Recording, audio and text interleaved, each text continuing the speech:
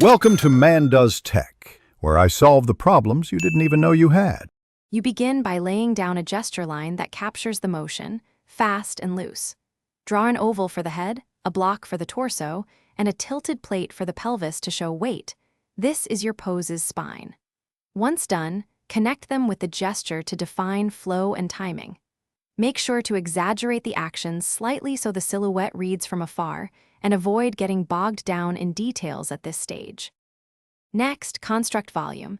Convert the gesture into basic forms: cylinders for arms and legs, spheres at joints, and a rib cage box.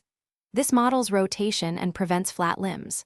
Once you block in forms, refine limb lengths and check balance by dropping a vertical line through the center of gravity. Make sure to tweak overlapping and foreshortening so the pose reads in perspective, and keep the silhouette clear.